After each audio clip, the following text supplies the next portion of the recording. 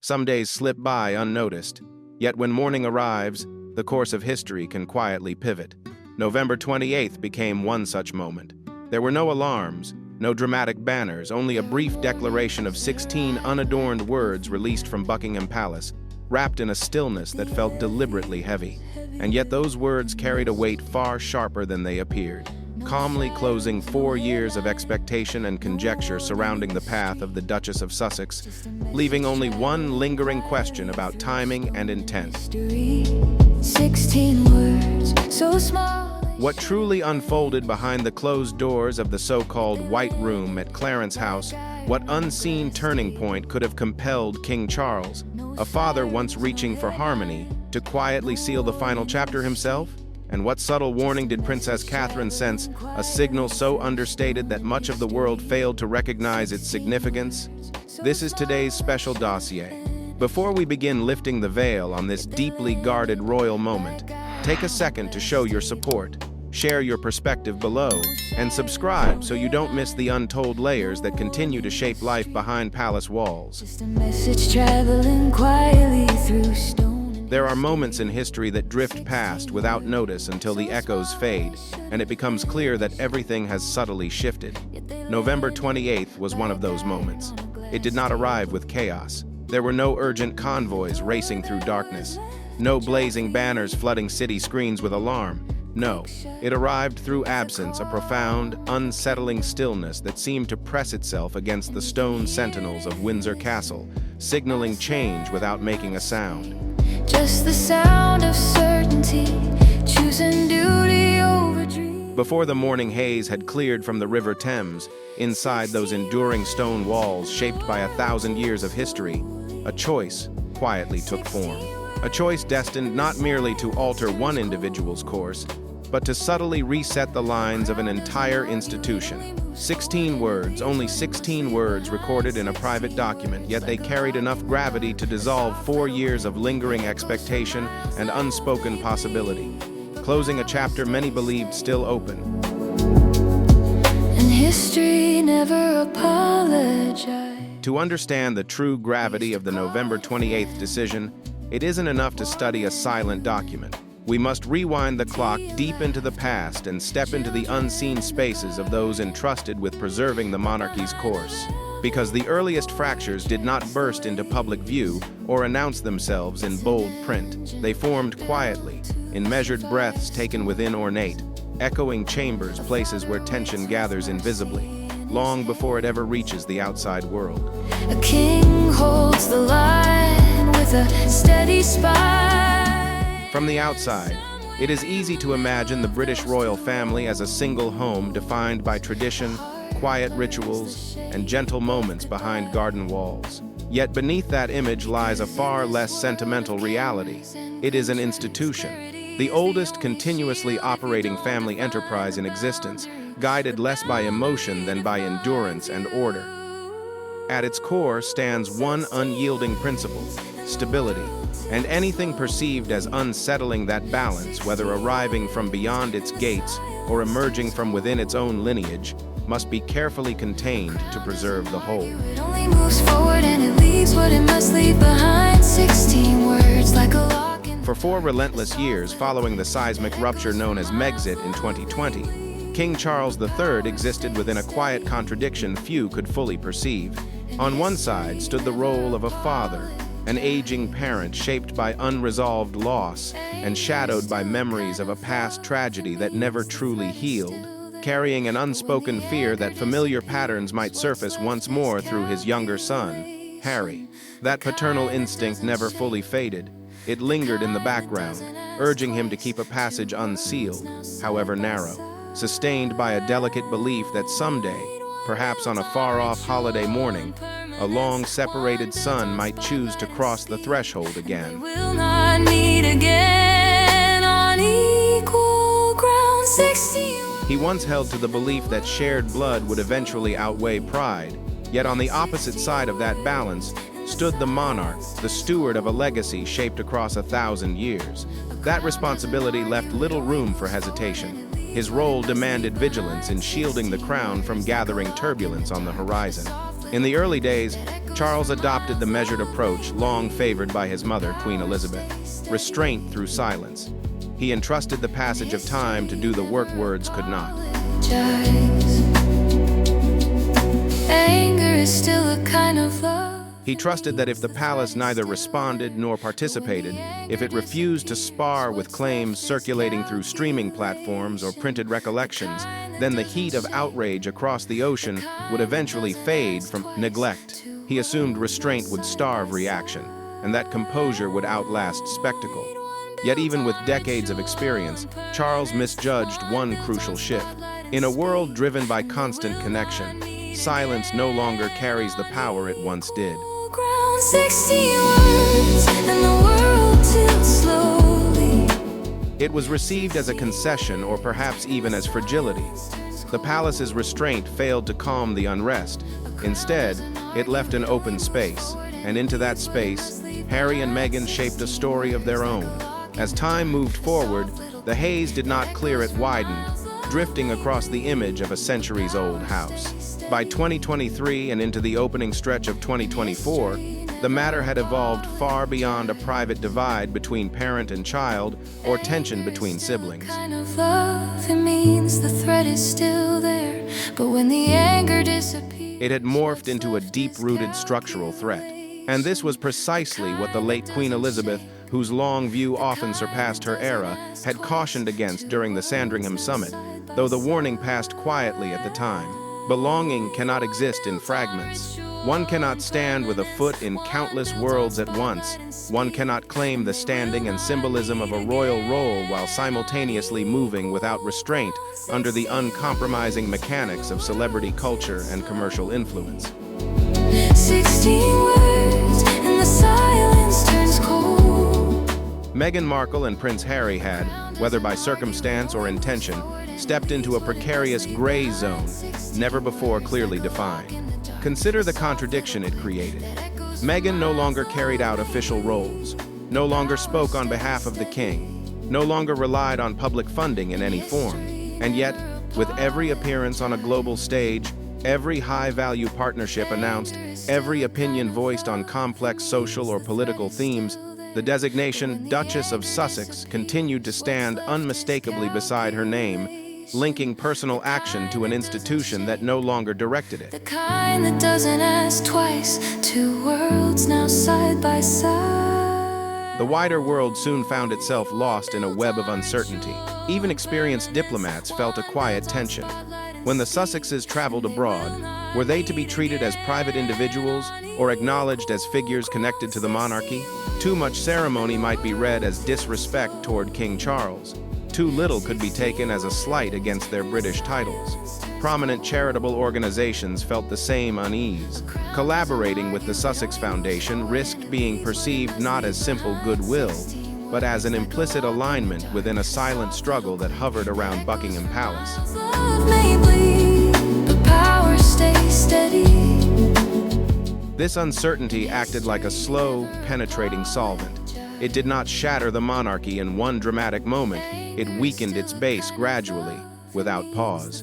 It softened the meaning of the royal identity, allowing centuries of guarded tradition to drift toward the realm of spectacle and marketable appeal. As the line between duty and personal enterprise grew indistinct, a boundary carefully preserved across generations began to fade. And the first to fully perceive how serious this risk had become was neither the king, still influenced by personal feeling, nor long-serving advisors bound by familiar patterns. And on equal ground, 60 words, and the world tilts. That awareness came from a figure who rarely sought the spotlight, yet watched events unfold with the measured focus of someone preparing for a far greater role, Princess Catherine. She understood that this so-called gray zone was not a minor complication. It was a question of survival. If the public could no longer tell which words carried the authority of the crown and which belonged to a private figure wrapped in a historic title, then the meaning of royal continuity itself stood on unstable ground. And it was from Catherine's composed, unsentimental clarity that the unseen mechanisms behind the November 28th decision quietly began to move.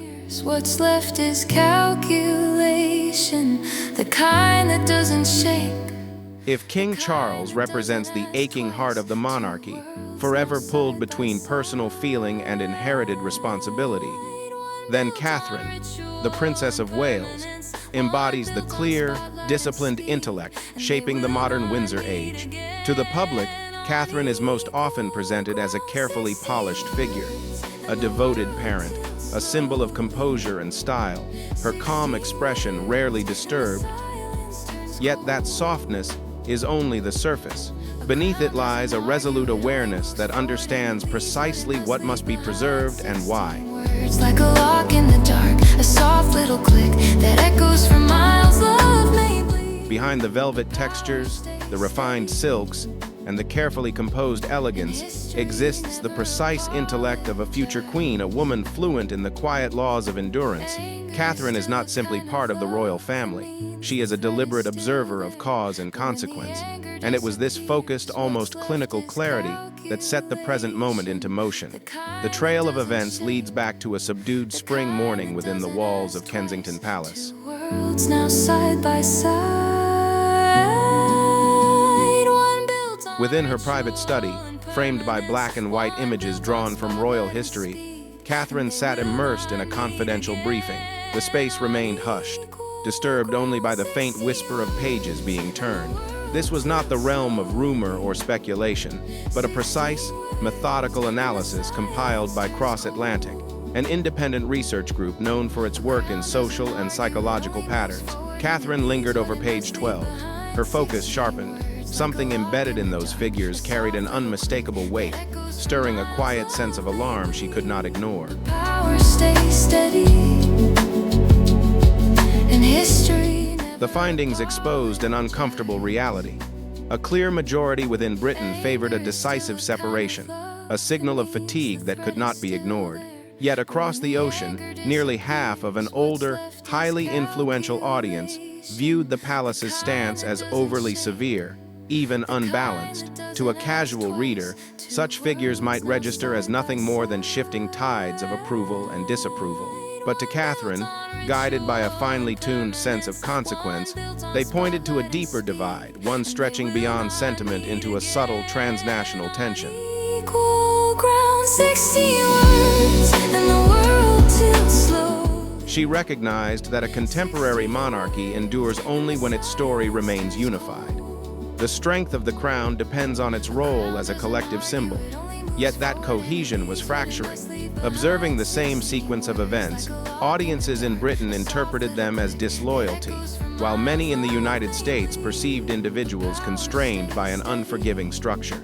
Two conflicting interpretations were now alive at once, and it was this unresolved space, sustained by King Charles's measured restraint, that quietly allowed both narratives to grow side by side. Still there, but when the anger disappears, what's left is calculation. The palace's hesitation had carved out an empty space, one that invited competing stories to take root, quietly straining the sense of shared identity across the Commonwealth. Catherine set the file aside, her palm resting against the solid oak surface.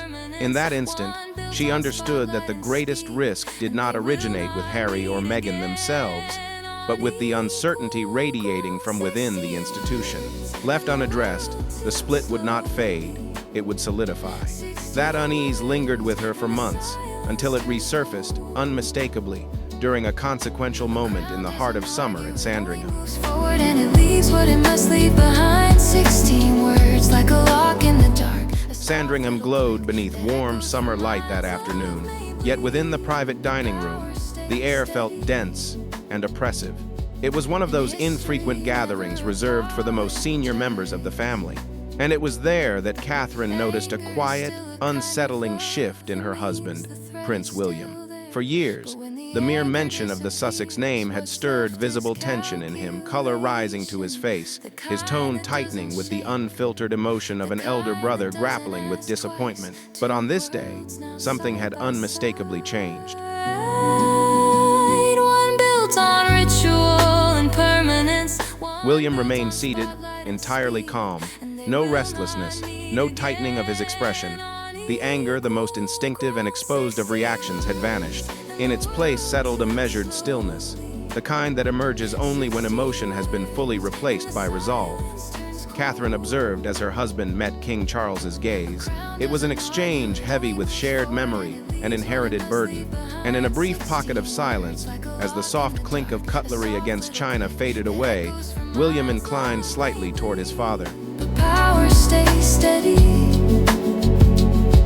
and history never... His tone lowered, nearly indistinct, yet precise enough to cut through the last traces of doubt hanging in the air. Father, the crown cannot remain suspended in uncertainty for another single day. This was not an appeal. It was a line drawn with intent. William had grasped what his father, softened by lingering attachment, had struggled to confront. Anger can still be redirected, because anger is proof that something meaningful remains at stake. Built on ritual and permanence, one built on spotlight and speed. Before we move further into the turning point that lies ahead, take a moment to share your perspective. Do you support William's decisive, uncompromising stance? If you do, leave a 1-inch the comments. If you're uncertain or see it differently, leave a 0. Settle in and enjoy the video, and if you find value in this discussion, remember to like, share, and subscribe to help the channel continue exploring stories like this. Not with drama, but with a pen. Freedom has a price, and it always... Yet the composure William displayed that day marked something far more profound, a quiet severing of emotion. He no longer viewed Harry as a younger brother in need of correction, but as a variable that required firm governance. He accepted that he might be cast as the villain by some, if that was the cost of preserving the institution his son, George, was destined to inherit.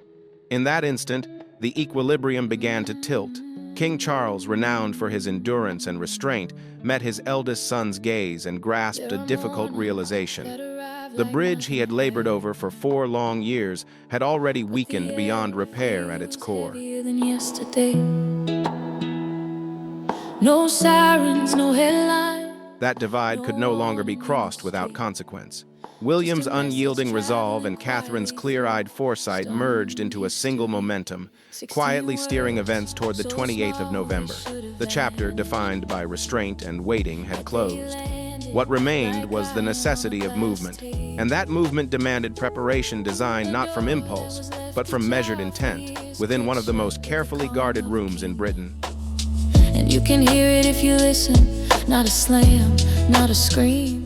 It started without spectacle, as the most unsettling realizations often do, not through urgent headlines or piercing alarms, but through a heavy quiet that draped itself over the ancient towers of Windsor at first light on November 28th. As the morning fog still hovered above the Thames, a colder presence had already taken hold within those walls shaped by centuries. There was no rush, no murmured debate, only one measured choice forming in complete, deliberate silence. But power stays steady, and history never apologizes. A choice expressed in just 16 words, yet heavy enough to echo like a historical judgment, one destined to reshape the path of the Duchess of Sussex.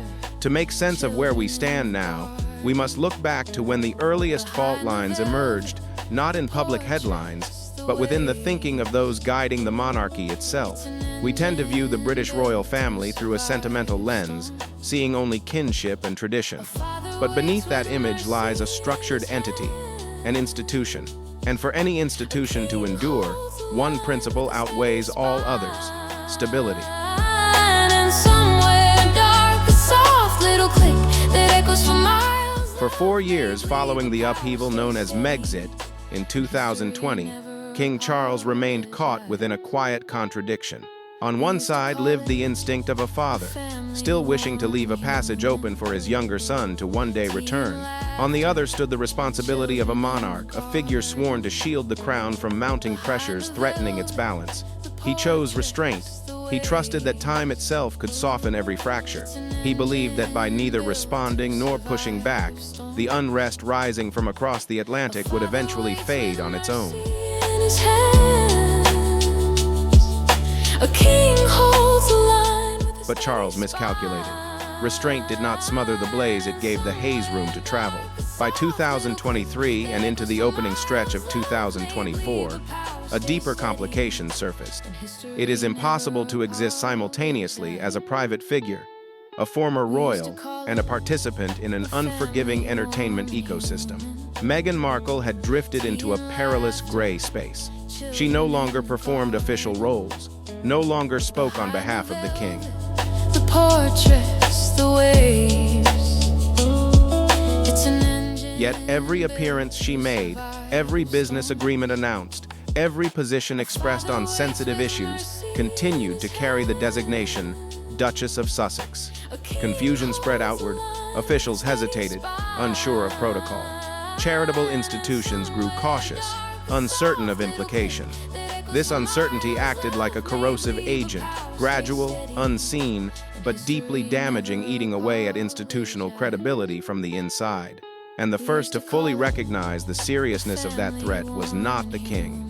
It was Princess Catherine. Tea and laughter, children in the garden. But behind the That spring, within the quiet rooms of Kensington Palace, Catherine reviewed a cross-Atlantic briefing that left a lasting chill. The figures were striking. A clear majority in Britain favored a full separation, while nearly half of an influential older audience in the United States expressed understanding and support. What unsettled Catherine was not approval or disapproval, it was the split itself. She saw that the uncertainty preserved by King Charles was unintentionally sustaining two conflicting interpretations at once, placing strain on the shared cohesion that underpins the Commonwealth. we used to call it a family warm and human. The true turning point arrived during a rare summer gathering at Sandringham. There, Catherine observed a quiet but unmistakable change in her husband, Prince William. The anger that once surfaced was gone. Anger, after all, is rooted in feeling, and feeling can still be redirected. What remained instead was a stark, composed clarity, shaped entirely by reason. He met his father's eyes and spoke a single decisive line. The crown cannot remain trapped in uncertainty any longer. In that brief exchange, the balance of authority subtly began to shift. Love may bleed, but power stays steady, and history never apart. King Charles was slowly coming to terms with a difficult reality. The bridge he had spent years attempting to restore had already weakened beyond recovery. The decisive moment unfolded inside a tightly secured room at Clarence House in early November, guided with steady authority by Queen Camilla. Spread across the table were extensive briefings from American media coverage, working relentlessly to reshape perception, to sustain the impression that a return path still existed. Camilla rested her fingers briefly against the stack and voiced the conclusion that settled the room. If we fail to define their position, they will eventually define ours. Somewhere dark, a soft little click that echoes for miles. Love may bleed, but power. Princess Anne concurred without hesitation, and William, acting with the resolve of a man preparing for kingship, eliminated every remaining avenue of reversal. What remained was singular in nature, conclusive, enduring, and without flexibility. Soon after, a formal record was prepared. There was no hostility, no blame, no sentiment, only the stark precision of institutional language. It stated that Meghan would not resume any official role within the royal family, no duties, no symbolic functions, and, above all, no provisions for change at any point ahead. With a steady spine, and somewhere dark, The date was selected with care, the 28th of November, an unremarkable day chosen to carry a message of lasting consequence. At 7:32 that morning, the formal notice was made public. Across the ocean in Montecito, as daylight slipped toward evening, the impact landed with unexpected force. There had been an assumption that discussion might follow, or that ambiguity would simply persist. What had not been foreseen was the complete alignment between Charles and William, clear, collective, and final. survive storms. A father waits with mercy. There were no gaps remaining to maneuver through. The vision of balancing a public title with unrestricted personal branding dissolved in a single instant, reflected starkly on a glowing screen. And as darkness settled on November 28th, one reality could no longer be ignored. The monarchy is not a household governed by emotion and second chances. It is a living mechanism shaped by history. King Charles may still carry the quiet ache of a parent, but in his role as sovereign, he had at last reached a state of resolution. in the garden, but behind the velvet, the porch. He came to accept that, in this moment, the truest form of care was release, allowing each side to move forward without confusion or illusion. The Windsor threshold had shut. No spectacle, no confrontation, only the muted sound of a mechanism settling into final position. On one side rested a millennium of continuity. On the other stretched an unpredictable modern landscape. From that point onward, their paths would no longer intersect on equal terms. The storybook ending was not marked by ceremony or vows, but by a procedural record completed on a mist-laden morning. Family warm and human, tea and laughter, children. That is the stark, yet balanced, cost of authority and independence. As night settled over London on November 28th, and warm lights shimmered across rain-darkened streets outside Buckingham Palace, a hard reality came into focus sharper than ever before. For too long, attention has been fixed on deciding who stood on the right side of the story, who carried blame, and who deserved sympathy. But the day's declaration offered a different lesson, one far less sentimental and far more enduring about the nature of power itself. The monarchy is not a family. And history never apologized. A family is a space where disagreements can erupt, doors can be slammed, apologies can follow, and bonds can be restored with time. A monarchy, however, functions very differently. It is a historical mechanism, one that has endured for over a millennium, surviving conflict, disease, and seismic shifts in power. And the governing principle of that mechanism is uncompromising in its simplicity. Anything that interferes with its continuity, be it an individual, a feeling, or even shared lineage, will be pressed aside to keep the system moving forward. Dark, a soft little click that echoes for miles. Love may bleed, but power. When King Charles III set pen to paper, he likely felt the deep, dividing ache that only a parent can know. Yet in that instant, the role of Charles the Father had to recede, so that Charles the Sovereign could take its place.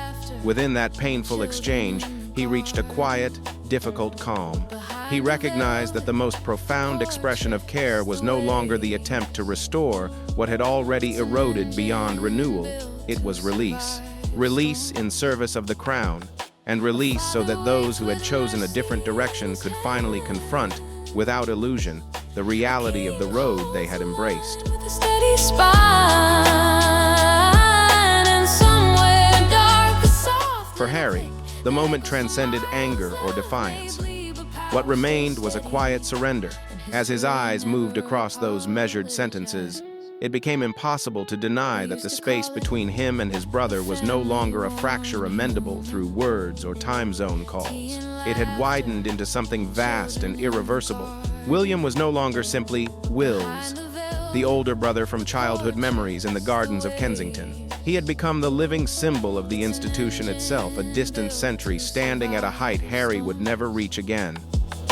A father waits with mercy in his hand. And for Meghan and for everyone who has observed this prolonged chapter from a distance, the 28th of November delivers a sobering lesson about the true cost of independence. Freedom is never free. It is a privilege that always arrives with a demanding price.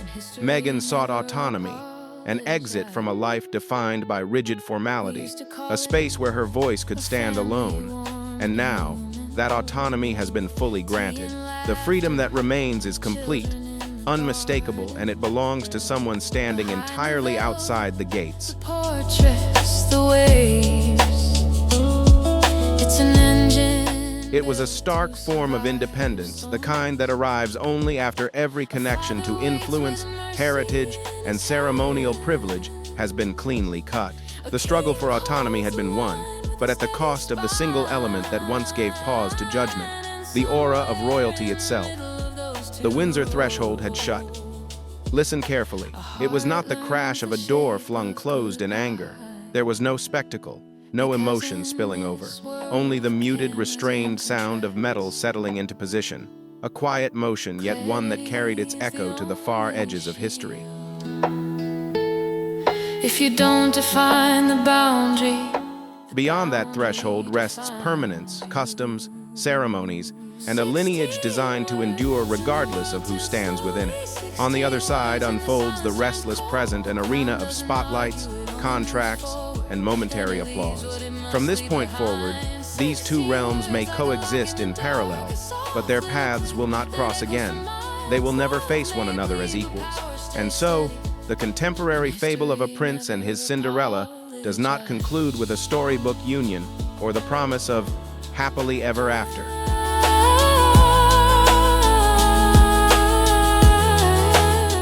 It concluded with a procedural record finalized on a dim, mist-laden morning, and perhaps that is the most unvarnished truth of all. The Windsor threshold closed, not with force or fury, but with the firm, deliberate sound of history asserting itself. From that instant forward, the lives beyond that boundary would no longer be guided by the institution within, but would unfold according to the decisions made by those standing on the outside.